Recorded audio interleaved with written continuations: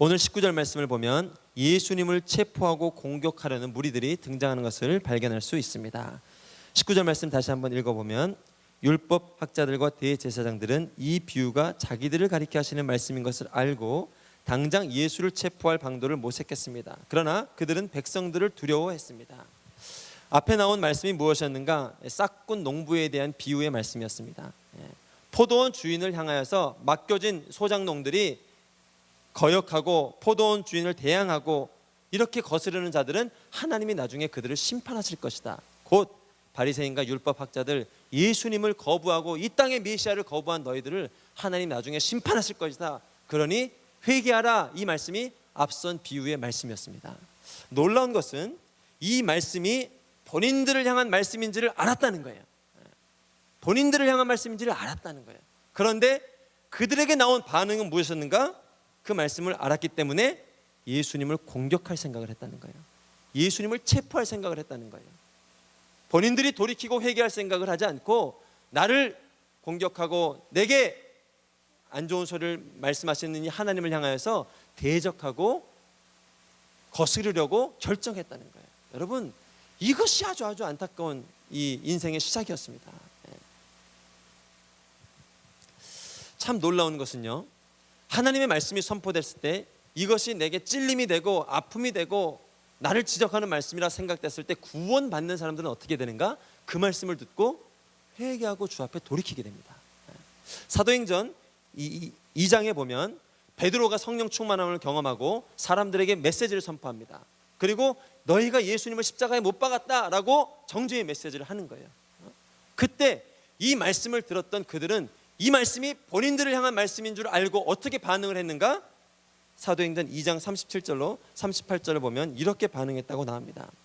우리 함께 읽어볼까요? 시작.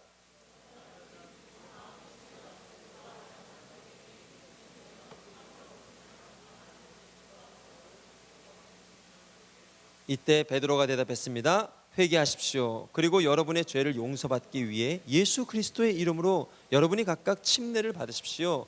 그러면 여러분이 성령의 선물을 받게 될 것입니다.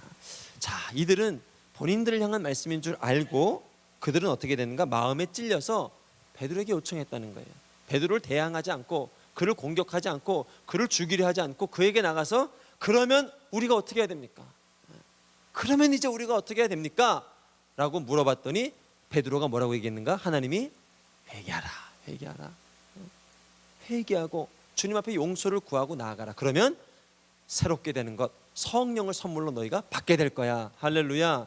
이것을 약속으로 주셨다는 거예요. 오늘 여러분의 삶 가운데 하나님이 정죄와 비난과 혹은 여러분의 죄로부터 돌이키라는 말씀을 주실 때 여러분 아프죠. 왜 안 아프겠습니까? 잘 살고 있다 생각했는데 주님의 말씀이 나를 향해서 잘못 살고 있다 말하면 아프죠. 그러나 그때 내 주장을 합리화하려 하고 내 주장을 주님께 설득하려는 것이 아니라 하나님 앞에 무릎 꿇고 회개함으로 새롭게 되는 역사를 경험할 수 있기를 주님의 이름으로 축복합니다. 하나님이 주신 가장 복된 마음은 뭘까? 회개의 마음이에요. 회개의 마음. 돌이키는 마음이에요. 자녀 잘못인 줄 알았더니 부모 잘못인 줄 알게 되는 거예요. 부모님 잘못인 줄 알았더니 내 잘못인 줄 알게 되는 거예요. 이것이 정말 하나님이 주신 축복의 마음입니다. 저는 오늘 저와 여러분에게 이 성령께서 새로운 마음을 부어주셔서 돌이키고 주님 앞에 자복하고 엎드리며 회개하는 영이 충만하게 일어날 수 있기를 주님의 이름으로 축복합니다. 저는 그래서 이 아이들에게 하나님께서 우리 어른들을 향해서 너희의 믿음이 이 아이와 같이 순전하지 않으면 하나님 나라에 들어갈 수 없을 거야. 저는 이 이유 때문에 그렇게 하지 않았나 싶어요. 아이들은요 쉽게 삐졌다가도 쉽게 돌아오고요, 쉽게 하나님 앞에 돌이킵니다. 이 머리가 굳어지고 행동이 굳어지면 돌이키는 게 힘들어요. 그리고 익숙한 대로 살아가게 돼 있어요. 관성의 법칙이죠. 그러나 아이들은요 작은 혼냄 꾸지람에도 돌이킵니다. 요즘 안 그런 애들도 좀 있긴 하죠. 그러나 그나마 아이들은요 돌이켜요. 때로는 매가 무서워서 돌이키고 어머님의 말씀이 무서워서 돌이켜요. 이게 아이들에게 준 축복의 마음이에요. 근데 우리 나이가 들수록요 마음이 굳어져요. 그리고 내 주장이 많이 나와요. 내 얘기가 많이 나와요. 하나님이 말씀하셔도 내 돌이킬 생각을 별로 안 하게 돼요. 이대로 살고 싶고 이대로가 편하고 이대로가 좋다는 거예요. 그러나 하나님은 당신의 삶을 업그레이드하기 위해서 새로운 말씀, 새로운 은혜를 계속 주기 원하시거든요. 그 말씀을 듣고 돌이켜야 새로운 인생이 시작되는데 그게 잘 안 되는 거예요. 그게 잘 안 되는 거예요. 저도 아이였을 때 보면은 그래도 마음이 쉽게 제가 이 강아지를 별로 안 좋아합니다. 개 키우는 거를. 상처가 있어서 그래요. 상처가. 어렸을 때 한 3개월 정도인가 키운 적이 있습니다.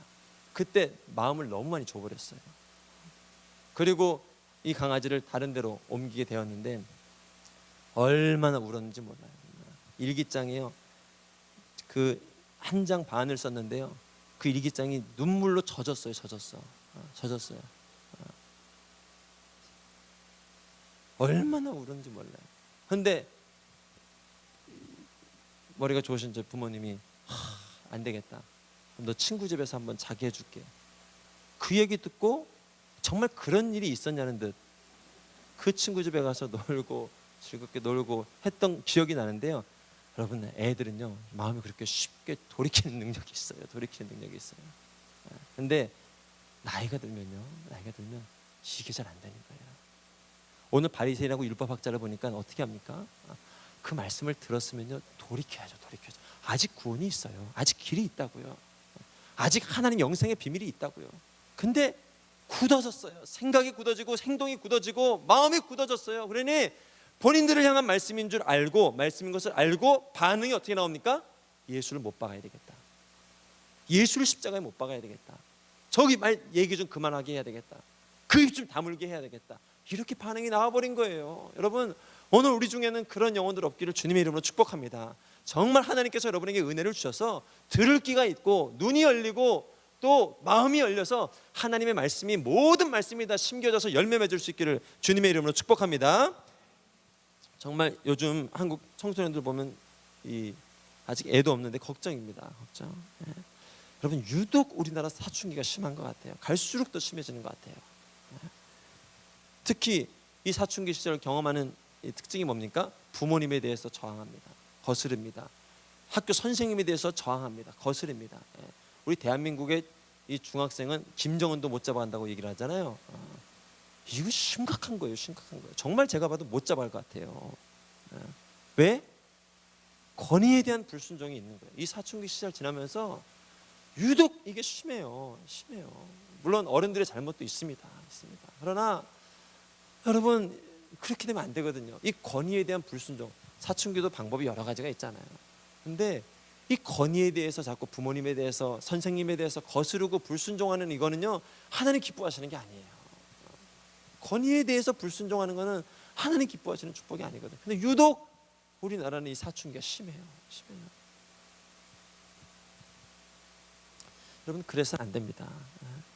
하나님의 말씀 정말 축복은요 그릇된 길을 갈 수 있습니다. 잠깐 잘못된 길을 갈 수 있습니다. 그러나 주님이 말씀하셨을 때 그걸 듣고 돌이키는 게 영성이란 말이에요. 다윗은요 밧세바가 범죄했을 때 하나님 말씀하셨을 때 듣고 돌이켰어요. 너무 신기하지 않습니까? 다윗보다 많은 범죄한 왕들이 얼마나 많은데요. 다윗은 이스라엘 왕의 범죄에 비하면 아무것도 아닌 범죄예요. 밧세바 범죄는. 다른 사람들은 우상 숭배하고요, 막 몰래에게 자기 자녀를 바치고요, 이 백성들을 강요해서 거짓 신에게 우상 숭배하고요, 너무너무 하나님께 불쾌한 짓들을 많이 했더라고요. 그런데도 하나님 그들에 대해서 크게 심판하지 않은 왕들도 많아요. 다윗에게는 이 밧세바 가늠한 사건 가지고 집요하게 하나님이 뭐라고 말씀하시는, 다윗은 정말 축복이 뭔가? 그 말씀이 선포됐을 때 들은 거예요. 아, 내가 잘못했구나. 아, 내가 이거 잘못 산 것 같구나. 그리고 반응이 어떻게 나왔습니까? 자기를 향해서 메시지를 전한 나단을 쳐 죽인 게 아니라 그 앞에 죄송합니다, 내가 범죄했습니다, 이 고백이 나온 거예요. 반대로 솔로몬은 그렇지 못했습니다. 여러분, 이 열왕기 상하를 보면요, 솔로몬이 이 하나님 앞에 기회가 있었어요. 마지막에 분명히 나옵니다. 하나님께서 그에게 2번이나 사람을 보내줬다. 왜? 자꾸 우상 숭배하고 자꾸 이방 여인들과 함께하고 하니까 2번이나 보내준 거예요. 그런데 솔로몬이 그 음성을 듣질 않았어요. 거기서 가문의 차이가 일어나는 거예요. 은혜의 차이가 생기는 거예요. 저는 정말 우리 청년들, 저와 여러분 정말 하나님 말씀 앞에서 자복하고 엎드리는 이게 습관적으로 여러분 삶 가운데 일어나길 주님의 이름으로 축복합니다. 이 청년의 때에 그게 없으면요, 나이 들어서는 더더욱 힘듭니다. 완고해집니다. 성경에 5가지 복음이 있다고 그러죠. 마태, 마가, 누가, 요한, 지가 복음이 있대요. 지가 복음. 자기 소견대로 가는 복음이 있대요. 여러분, 하나님 앞에 무릎 꿇고 하나님 앞에 회개하는 마음이 이 청년 때에 안 생기면요, 시간이 지날수록 복음은 복음인데 지가 복음을 쓰게 되는 거예요.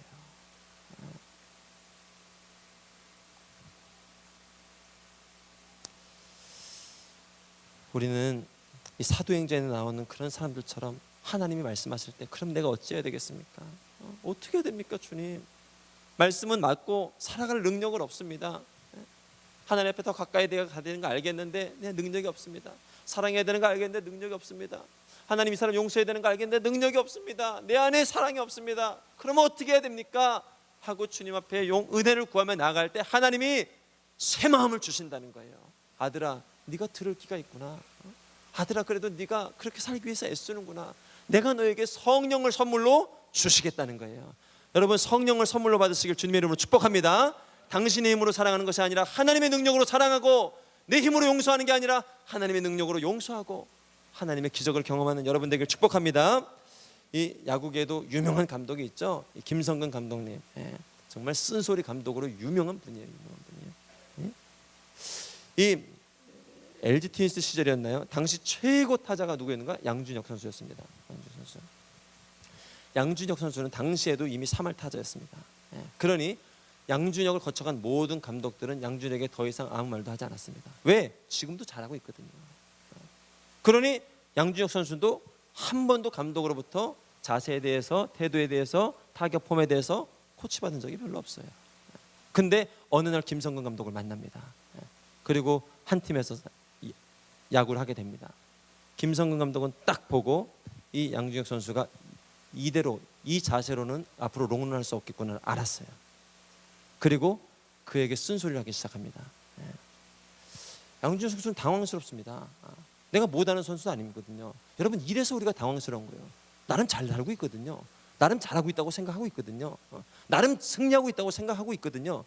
한 번도 이런 감독으로부터 들어본 적이 없는 소리를 듣게 된 거예요. 그리고 그때부터 갈등이 시작되는 거예요. 근데 야, 김성근 감독이 대단합니다. 이 조련하기로 결정하고 뜻을 굽히질 않습니다.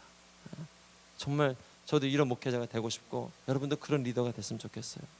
여러분이 사랑하는 제자, 여러분이 사랑하는 팔로우, 여러분이 사랑하는 직원이 들어왔을 때 정말 목숨 걸고 이 사람을 고치기 위해서 기도하고 애쓰는 사람, 그리고 뜻을 굽히지 않습니다. 팀을 나가는 한이 있어도 절대로 김성 감독이 용서를 해주지 않습니다. 그리고 그때부터 타격 폼을 교정하기 시작합니다. 고치기 시작합니다. 그리고 40 넘어서까지 양준혁 선수가 아주 정말 훌륭한 선수로 뛰게 되잖아요. 그러니까 은퇴하고 나서 그런 얘기를 하죠. 30대 그때 김성근 감독님을 못 만났으면 나는 지금까지 야구할 수 없었을 거라고. 너무너무 축복 아닙니까? 그때 들을 기가 생긴 거예요. 여러분, 저는 이 들을 기가 우리 믿음의 사람들에게 성령께서 부어주시길 축복합니다. 하나님이 주신 말씀이면 듣는 거예요. 하나님 말씀이 그렇다고 하면 일단 무릎 꿇는 거예요. 일단 무릎 꿇는 거예요. 그리고 주님, 나를 주님께서 용서하시고 고쳐주시고 새롭게 해주시고, 나도 압니다. 왜 승경질이 날까요? 아니까요. 아는데 안 되니까요. 그럼 그때 주님 앞에 나를 도와주세요. 그럼 내가 어떻게 해야 됩니까? 방법이 뭡니까? 주님 앞에 무릎 꿇으라, 회개하라. 그러면 성령을 선물로 주신다는 거예요. 여러분, 우리 가운데는 이 대제사장과 바리새인과 같은 사람이 없을 줄로 믿습니다. 들을 귀를 달라고 주님께 기도하십시오. 회개하는 마음을 주님께 달라고 기도하십시오. 여러분의 인생이 독수리처럼 비상하는 인생이 될 줄로 믿습니다. 두 번째, 오늘 말씀에서 주시는 말씀, 겉과 속이 다른 인생이 되지 말라. 조금 다른 얘기하려면 인생 포장하는데 너무 시간 많이 들이지 말라. 오늘 이 종교 지도자들이 예수님을 이제 트집 잡기 위해서, 본인들이 틀리지 않다는 거예요. 본인들은 고칠 마음이 없는 거예요. 그리고 예수님을 트집 잡기 위해서 공격하며 공경에 빠뜨리기 위해서 예수님께 이런 질문을 합니다. 그것이 22절 말씀입니다. 22절 말씀. 21절, 22절 이렇게 한번 읽어보겠습니다. 21절, 22절. 예. 21절부터 시작. 첩자들이 예수께 물었습니다. 선생님, 선생님의 말씀과 가르침이 옳은 줄 저희가 압니다. 또 사람을 겉모습으로 판단하지 않고 언제나 진리에 따라 하나님의 길을 가르치는 것도 압니다. 저희가 가이사에게 세금을 내는 것이 옳습니까? 옳지 않습니까? 너무너무 잔인한 비열한 질문이에요. 예. 이 질문은요, 당시 로마 식민지였던 이 이스라엘 백성에게 있어서 세금을 내라고 하면은 이스라엘 백성들에게 원망을 듣는 소리예요. 그리고 세금을 내지 말라 하면 로마 정부에 대항하는 소리예요. 이 교묘한 질문으로요, 예수님을 공경에 빠뜨리는 거예요. 정말 이런 질문하는 사람들이 있어요. 다 그렇지 않지만 이런 기자분들도 가끔 계시죠. 여러분, 정말 안 좋은 겁니다. 자, 유도신문에서 앞뒤 말 자르고 자신의 뜻에 맞게 편집해서 여러분, 이런 건 정말 저와 여러분 하시면 안 돼요. 본문에 나오는 사람들이 그런 사람들이에요. 예수님을 트집 잡으려고 교묘하게 질문을 해가지고 함정에 빠뜨리는 거예요. 근데 주님의 판단이 놀랍습니다. 주님은 이들을 어떻게 보셨는가? 질문이 중요한 게 아니에요. 이들을 보셨어요. 이들을 보셨는데 뭐라고 보셨는가? 23절 말씀입니다. 23절 말씀 읽어보겠습니다. 시작. 이걸 보신 거예요. 예수님 뭘 보셨는가? 아, 니들은 겉과 속이 다른 사람들이구나. 니들은 겉과 속이 다른 사람들이구나. 이걸 보신 거예요. 여러분, 기독교는요, 이 예수님은 우리의 속사람을 바꾸는 종교입니다. 우리의 겉사람, 우리의 외식을 바꾸는 종교가 절대 아닙니다. 우리의 마음을 바꾸시고요, 우리의 속 영혼을 바꿔주시고 우리의 속사람을 바꿔주십니다. 그리고 속과 겉이 하나가 되게 만들어주십니다. 예, 기독교.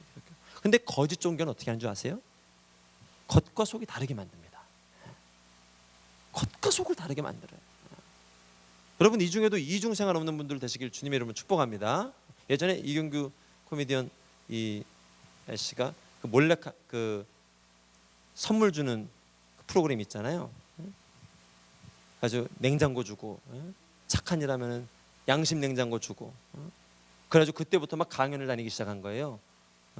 막 착한 일, 서울의 아름다운 시민 뭐 이래가지고 막 착한 일하는 강의를 하기 시작한 거예요. 나중에 고백하더라고요. 본인은 그때부터 이중생활이 시작됐습니다. 이렇게 얘기를 하시더라고요. 밤에는 술 마시고 낮에는 착한 행동하고 아주 너무너무 괴로웠다고 농담처럼 얘기를 하시더라고요. 여러분, 우리는 겉과 속이 다른 인생을 만드는 게 절대 아닙니다. 절대 아니에요. 근데 잠깐 삼천포로 빠지니까, 잠깐 신앙이 그릇된 길로 걸어가니까 바리새인과 율법학자들 누구보다도 이 종교에 열심히 있었던 사람이 어떻게 됐다는 거예요? 겉과 속이 다른 인생이 돼버리는 거예요. 무섭습니다. 무서워요. 참, 오늘 이 말씀을 보면서 우리가 묵상할 게 많습니다. 요즘 이 시대가 그런 인재들을 자꾸 양산합니다. 자기 PR 잘하는 게 최고 관건입니다. 저희 강남 올리스타 새벽 예배를 파고다 어학원에서 하잖아요. 근데 어학원에 가다 보면 이 광고들이 막 엘리베이터에 붙어 있거든요. 근데 제가 보는 광고는 영어 강의 광고가 별로 없어요. 뭔 광고가 많은가? 자기 PR, 면접 어떻게 할 건가? 직장에서 자기를 어떻게 보여줄 건가? 또 이 스피치 어떻게 할 건가? 이 강의가 그렇게 많은 거예요. 저는 필요하다고 생각합니다. 말도 잘해야 되고 설교도 딜리버리가 중요하잖아요. 잘해야 되고 중요합니다. 그러나 시대는요, 인생 자꾸 포장하라고 만드는 거예요. 포장하라고. 우리는 포장이 중요한 게 아니에요. 들어가면 금방 실력 드러날 텐데 뭘요. 직장 들어가 보면 금방 우리 실력 드러날 텐데 겉사람 만드는 게 중요한 게 아니거든요. 근데 시대적 흐름은요, 아니야. 스펙이 중요하고 이력이 중요하고 너의 겉모양이 중요하고 널 어떻게 피하는가가 중요한 거야. 이것을 자꾸 주문하고 있는 거예요. 그러다 보니 나도 모르게 내가 가진 것 이상으로 자랑을 해야 될 것 같고, 내가 가진 것 이상으로 말을 해야 될 것 같고, 자꾸 이 스트레스 가운데 우리가 살아가고 있는 거예요. 실제로는 이력서에도 커리어가 중요한 거예요. 근데 여러분 생각해 보세요. 진짜 중요하고 진짜 훌륭한 사람들은 자기 명함에 이력 안 넣습니다. 오바마 대통령의 전 변호사, 뭐 전 인권운동 이런 거 안 들어가요. 오바마 대통령 그냥 오바마 대통령만 들어가는 거예요. 정말 멋진 사람들은요, 하나님의 사람들은 사실은 이력이 필요 없는 거거든요. 근데 세상은 그렇지가 않아요. 세상. 그래서요, 정신 바짝 차려야 돼요. 세상은 자꾸 포장하고요, 자꾸 선물도요 막 포장을 얼마나 받아보면 사실 열어보면요, 실망할 때가 가끔 있어요. 포장이 중요한 게 아니에요. 신문지에 싸서도 내용이 중요한 거거든요. 인생 뻥 튀겨 놓으면요, 피곤합니다. 힘듭니다. 제가 초등학교 3학년 때 처음 반장 선거 나갔을 때 정말 오매불망 반장이 되려고 얼마나 30일 전부터 애들 사탕 나눠주고 기도하고 준비하고 웅변 연습하고, 애들 그러지도 않더라고요. 나와서 저는 반장하기 싫다고 하고 내려가고, 후보가 20명이었어요. 50명 학생들 중에.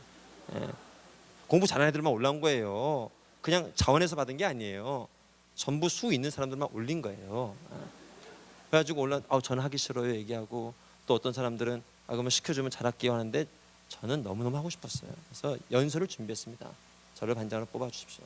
뽑아주시면 신발을 딱 받았습니다. 신라를. 이 신발이 닳도록 열심히 뛰겠습니다. 하십시오. 해가지고 결국에 반장은 안 되고 부반장이 됐어요. 너무 욕심이 이렇게 보였나 봐요. 이제 부반장이 됐는데, 부반장 돼서부터 고난이 시작됐습니다. 열심히 뛸 마음이 사실 없었어요. 아이들을 사랑할 마음이 없었다고요. 아이들과 하나 될 마음이 없었다고. 선생님 잘 들을 말씀 잘 들을 마음도 없었다고요. 뻥 튀겨 놓은 거예요, 내 인생을. 그리고 나니까 선생님한테 꾸지람 듣죠. 애들한테 질책 당하죠. 6개월이 너무너무 힘들었어요. 인생 뻥 튀겨 놓으면요, 힘든 거예요. 우리는요, 이 포장하고 우리의 이 실력을 가꾸는 게 중요하고요, 내 속사람이 변화되는 게 중요하지, 사실은 그게 중요한 게 아니거든요. 여러분, 세상의 가르침을 역행할 수 있는 청년들, 믿음의 사람들 될 수 있기를 주님의 이름으로 축복합니다. 배우자 찾을 때도 마찬가지예요. 여러분, 이 카페에서 만나고 레스토랑에서 만나면 다 얌전하게 칼질합니다. 얌전하게 먹습니다. 다 있어 보입니다. 거기서 판단이 안 돼요. 거기서는. 그렇다고 거기서 막 또 뭐 양껏 먹을 수도 없잖아요. 그것도 매너가 아니잖아요. 나는 외식은 중요하지 않아 하면서 양품 비빔밥 시켜서 막 시켜 먹고, 이것도 이상한 어리석은 거예요. 그러니 진짜 배우자는 어디서 찾는가? 아울렛에 가서 찾을 수 있는 거예요. 봉사활동하면서 찾을 수 있는 거예요. 거기서 정말 사람 됨됨이를 볼 수가 있는 거예요. 뻥튀기 된 인생이 아니라 진짜 그 인생을 볼 수가 있는 거예요.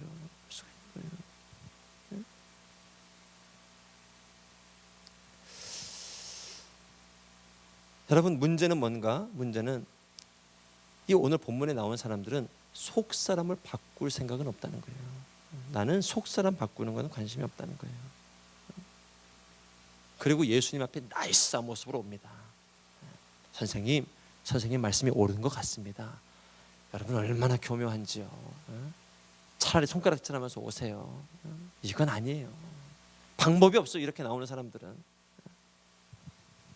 그리고 나와서 이들은요, 속사람 바꾸는데 관심이 없어요. 그러니 자꾸 겉과 속이 다른 행동을 해야 됩니다. 그러니 자꾸 상대방을 비난하고 트집 잡아야 됩니다. 이게 인생의 아이러니에 빠지는 거예요. 여러분, 저와 여러분은 정말 이 속사람에 신경 쓸 수 있는 인생이 될 수 있기를 축복합니다. 내 내면이 어떠한가? 내 믿음의 자리가 어떠한가? 하나님과의 관계의 자리가 어떠한가? 내 인생의 내면이 어떠한가? 이번에 명절을 준비합니다. 여러분, 명절 준비하면서도 내 내면이 어떠한가? 대한민국 가정에 역기능 없는 가정이 어디 있겠습니까? 예수님 믿는 가정이든 안 믿는 가정이든. 그러나 이 자리를 나아갈 때 내 내면이 어떠한가? 여러분, 기도하는 거예요. 작년에 기도하고 명절날 집에 가서 아주 뒤집어졌습니까? 아주 큰 화가 있었습니까? 올해 조금 더 기도하는 거예요. 하나님, 이번에 우리 가정에 정말 시누이 간의 고부간의 갈등 가운데도 평화가 임하게 하시고, 은혜가 임하게 하시고, 이번에 우리 처음 결혼하고 명절 맞는 분들, 여러분 긴장하셔야 돼요. 절대 낭만이 아닙니다. 로맨스가 아니에요. 그리고 여러분 겉사람 바꾸려고 노력하지 마세요. 며느리 미워하는데, 시어머니 미워하는데 막 웃어야 되고 겉사람 바꾸는데 노력하지 마세요. 기도의 자리 나오세요. 그리고 내 속사람을 바꿔달라고, 또 우리 가정에 정말 성령께서 역사해달라고. 그리고 막힌 담을 허물어지는 게 중요한 거거든요. 이 막힌 담을 허무신 주님의 은혜를 경험하는 게 중요한 거예요. 겉사람은 중요하지 않아요.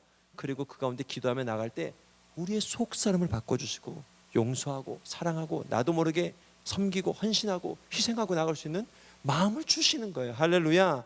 이것이 우리가 누릴 수 있는 축복이에요. 우리는요 속사람을 바꾸는 인생이 돼야 돼요. 여러분 내일부터 내일이 9월 1일입니다. 정말 이제 가을에 시작됐습니다. 9월 첫날 이 일은 홀리 스타트입니다. 홀리 스타트. 여러분 그동안 조금 기도를 게을리했던 분들 다시 깨우세요. 다시 이 새벽을 깨우세요. 다시 이 새벽을요 말씀으로 기도로 여러분 인생을 시작하세요.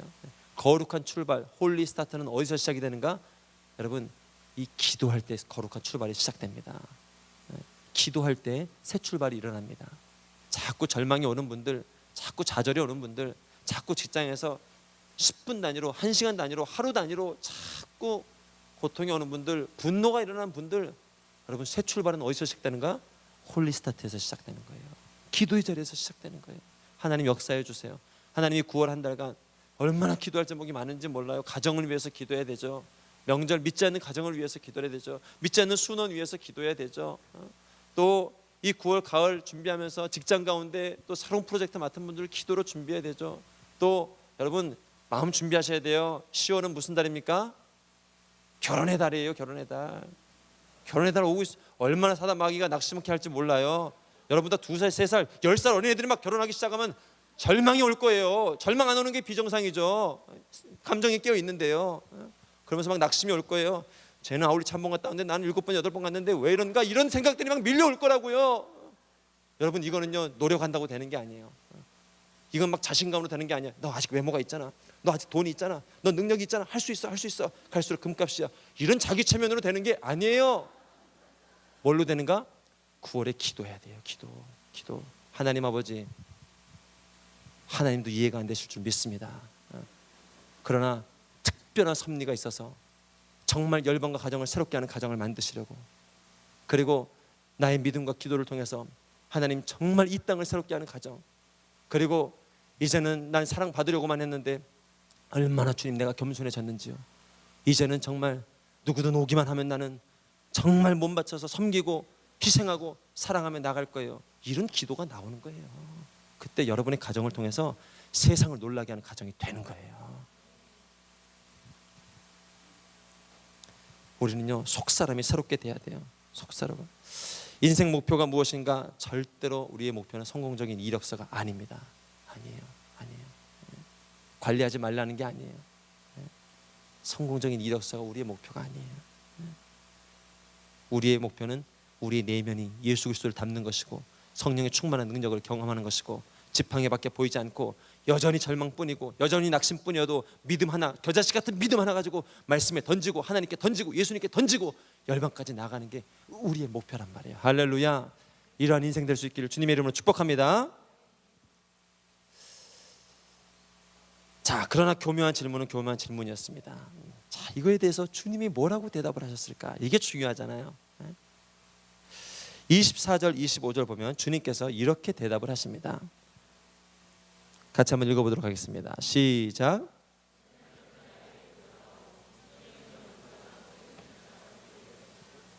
그들은 가이사의 것입니다 라고 대답했습니다.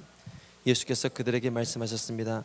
그렇다면 가이사의 것은 가이사에게 바치고 하나님의 것은 정말 지혜로운 주님입니다. 어떻게 이런 답변으로 피해 가시는지.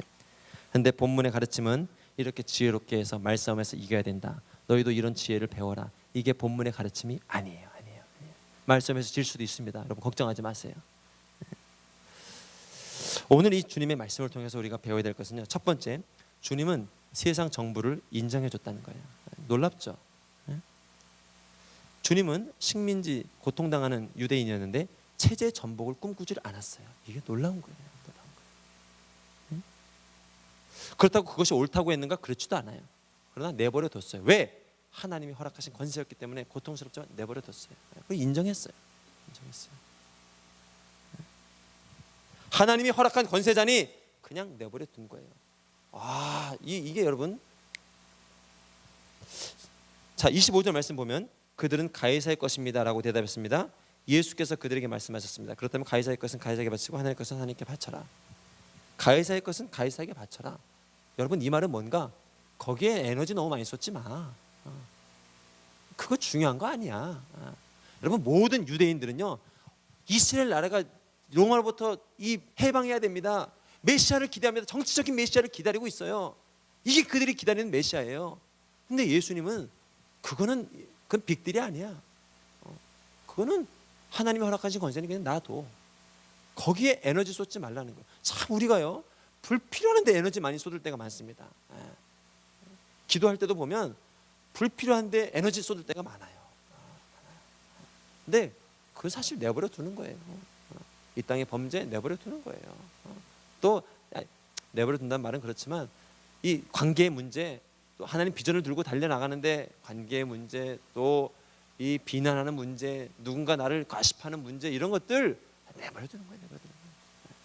그리고 내게 주신 믿음과 소명과 비전의 길을 쭉 걸어가는 게, 그게 믿음의 사람이에요. 오늘 예수님의 답변을 보면서 여러분 그것을 깨닫기 바래요. 가이사의 것 가이사에게 바쳐라. 그런데 그거는 세상 정보를 그냥 인정하셨어요. 체제 전복이 주님의 비전이 아니었다고요. 그 다음 말이 중요한 거예요. 그 다음 말이 중요한 거. 그 다음 말이 뭡니까? 하나님의 것은 하나님께 바쳐라. 이게 중요한 거예요. 주님의 것을 주님께 드리는 게 중요한 거예요. 그게 중요한 거예요. 주님 앞에 너는 어떤 신앙, 하나님 앞에 있는 부르심을 어떻게 가지고 있고, 어떻게 고백하고 있고, 어떻게 기도하고 있고, 어떻게 예배하고 있느냐. 하나님이 너에게 주신 그 부르심의 자리를 너는 어떻게 지키고 있느냐. 그게 중요한 거예요. 주님께 중요한 건 뭐예요? 십자가를 걸어가는 거예요. 그런 게 중요한 게 아니에요. 하나님이 내게 주신 my way, 그분의 길, 내게 주신 그분의 길을 걸어가는 게 중요한 거예요. 그러니 이 질문을 보면서 주님의 가치관이 딱 보이는 거예요. 그것은 바쳐라. 그러나 하나님의 것은 하나님께 바쳐라. 하나님께 받은 비전, 하나님께 받은 믿음, 밀줄, 하나님께 받은 재능, 그것을 하나님께 드리며 나가는 거야. 이게 주님이 주신 가르침이었단 말이에요. 여러분, 오늘 이 말씀 통해서 저는 무엇을 보는가? 하나님께서 내게 주신 그 길을 그냥 걸어가는 거예요. 예전에 여의도 100만 엑스플로어 준비할 때 74년이죠. 김중건 목사님이 CCC 청년들 간사들과 함께 이 100만 명의 정말 대한민국 집회를 준비하는데 여의도 광장에서 그렇게 많은 교회의 반대가 있었다는 거예요. 너무너무 많은 반대가. 매일 찾아가는 게 이 교회 목사님들 찾아서 잘 될 겁니다. 어떻게 됩니까? 외국 사람들 어떻게 밥은 먹을 겁니까? 어떻게 일을 하실 겁니까? 아닙니다. 잘 될 겁니다. 안 됩니다. 이거 가지고 계속 씨름했다는 거예요. 그러면서 하나님이 주신 분명한 믿음이 생겼대요.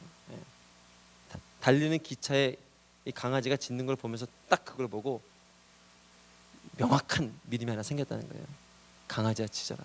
개는 달린다. 물론 그 목사님들이 강아지라는 건 절대 아니에요. 그러나 그걸 통해서 믿음을 방해하는, 비전을 방해하고 내 발목을 붙잡는 것들이 있거든요. 여러분, 별것 아닌 게 내 믿음을 방해해요. 내 비전의 길을 방해해요. 나는 믿음의 가정을 세우기로 결정했는데 방해를 해요. 자꾸 방해를. 별것 아닌 것들이 자꾸 방해를 한다고요. 일일이 설득하면서 그거 설명하고 가르치고 할 필요 없어요. 그냥 내버려 두는 거예요. 그리고 나는 내게 주신 믿음과 비전의 길을 걸어가는 거예요. 그리고 결국 그 길을 믿음으로 걸어가고 기도로 걸어가서 100만 익스플로어 하나님 역사를 경험했잖아요. 이게 하나님의 사람이에요.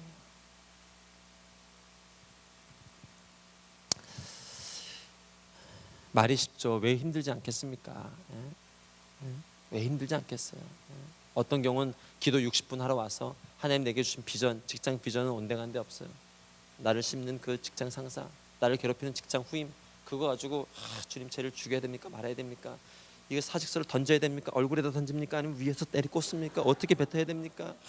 너무 힘듭니다. 고통스럽습니다. 때로는 이 기도로 계속 시간 할애할 때가 있다고요. 근데 여러분, 놀라운 건요, 성령께서 여러분 계속 기도의 자리에 나아가고 예배를 하며 나가다 보면 별것 아닌 문제는 그냥 많이 기도에 에너지를 쏟지 않게 하세요. 그거 그냥 놔두는 거예요. 놔두는 거예요. 그리고 당신에게 주신 길, 십자가의 길, 믿음의 길, 비전의 길, 그 길을 향해서 걸어가게 만드는 거예요.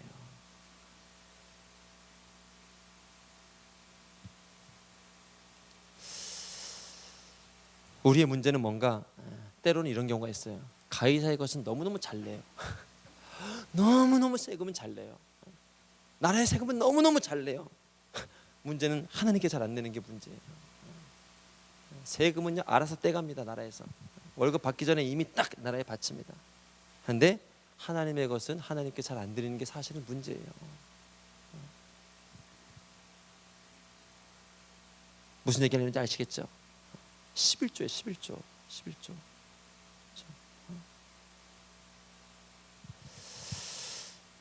하나님의 것을 하나님께 잘 드리는 게 이게 너무너무 중요한 거예요.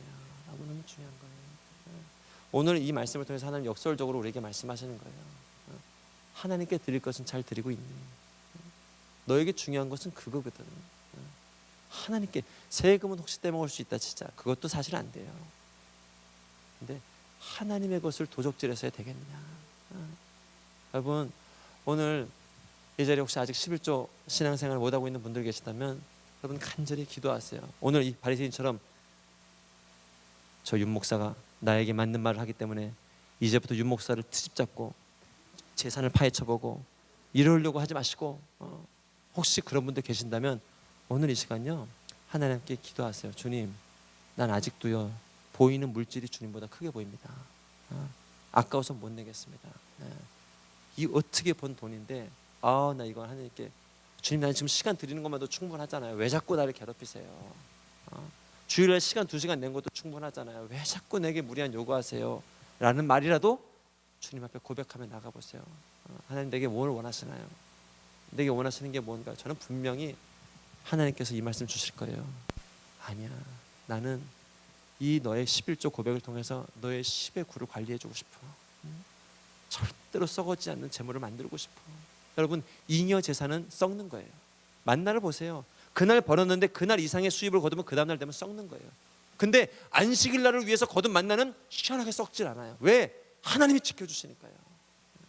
하나님은요 여러분의 10의 구 여러분의 10의 구를 정말 지켜주시고 그리고 너로 하여금 하나님은 물질 위에 계신 분이구나 이 놀라운 고백을 통해서 더 크고 비밀한 일들을 이루기 원하시는 거예요. 혹시 못하는 분들이 있다면 성령님 내 마음을 감동시켜 주세요. 그래서 나도 그러한 놀라운 믿음 드릴 수 있도록 허락해 주세요 라고 기도하시면 되는 거예요. 주님께서 도와주시는 거예요. 여러분 우리는 적어도 세상보다는 하나님을 두려워하는 인생이 돼야 됩니다. 할렐루야. 적어도 세상보다는 하나님을 두려워하는 인생이 돼야 돼요. 세상 앞에 무릎 꿇었습니까? 돈 앞에 무릎 꿇었습니까? 승진 앞에 무릎 꿇었습니까? 적어도 하나님 앞에 엎드리는 인생이 돼야 돼요. 세상보다 하나님을 두려워하고 세상보다 하나님을 경외하는 인생이 될 때 쓸데없는 체제 전복, 쓸데없는 정치적 메시아 꿈꾸지 아니하고 하나님의 그 길을 걸어갈 수 있는 거예요. 여러분 이 청년의 때 그런 용기와 믿음으로 여러분 직장 가운데 승리하시길 축복합니다. 가정 가운데 승리하시길 축복합니다. 하나님 당신의 기도를 기억하십니다. 이번 돌아오는 명절 여러분 아직 예수님 믿지 않고 10년째 15년째 부모님 전도 위해서 기도하고 있는데 아직 영접하지 않는 가정이 있다면 용기 내세요. 힘을 내세요. 반드시 하나님을 응답해 주세요. 반드시 하나님을 역사해 주세요. 끝까지 기도하면서 승리할 수 있는 저와 여러분 되기를 주님의 이름으로 축복합니다.